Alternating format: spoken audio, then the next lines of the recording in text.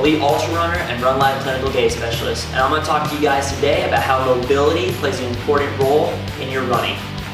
So if you have limited mobility, first, what is mobility? Mobility is the ability to move your joint through its full range of motion.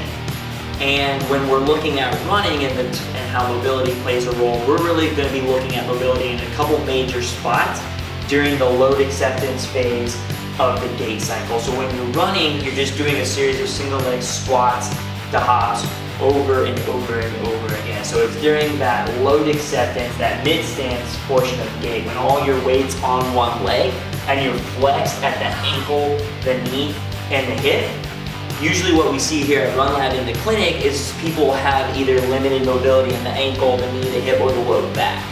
And if you have limited mobility in one of those regions on your body, it's going to affect which muscles accept load, and you're going to use the wrong muscles during this part of the gait cycle to accept the load, which is going to greatly raise your probability of being injured.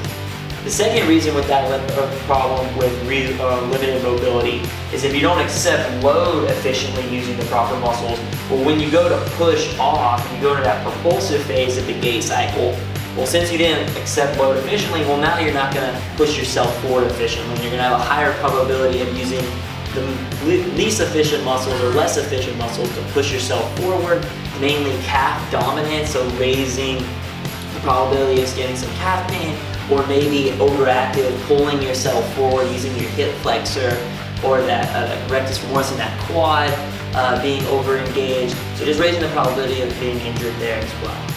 So 3 quick exercises that you can do to assess your mobility are going to be the 2-legged squat. So this is really functional for running, because as you can see, I go down, I'm flexed, it tests my ankle dorsiflexion, my ankle range of motion, my knee, and my hip, and then also you want to maintain a neutral spine. So you don't want to round at the shoulders like so, you got to keep those shoulders back and you have to stay square. So going down to about right there, you can still run, but it's going to be the more range of motion you can get through that exercise here, just the lower your probability of being injured.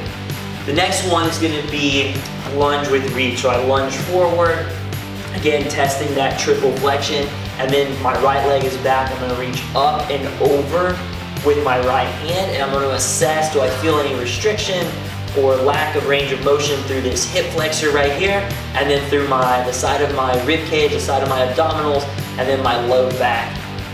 And then you're going to test the other side as well and just pay attention to any differences. For me personally, my right side, I feel it every single time, a lot more restricted through that hip joint.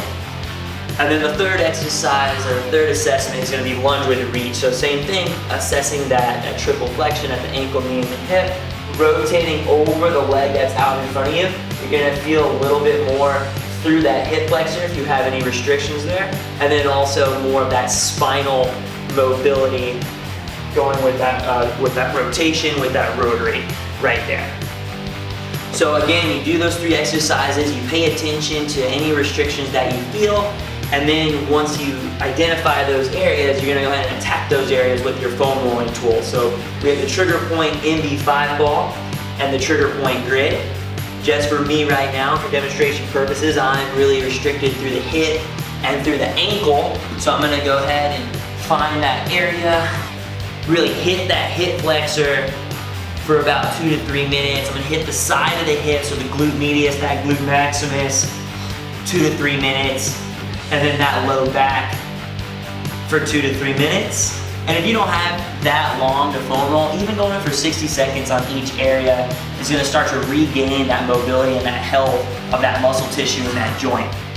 And then to regain the ankle mobility, I'm going to use my foam rolling tool, and I'm going to really hit the calf. So the gastroc, the soleus, that entire calf muscle complex.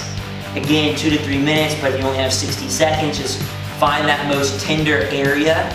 It's really going to talk to you, and just stay there for at least 60 seconds at a minimum. And then you want to really hit the front of the leg as well if you have limited ankle mobility. So I'm going to hit the anterior tibialis, my peroneals, my toe extensors.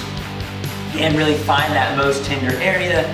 Work it if I have 2 to 3 minutes, if not, just 60 seconds.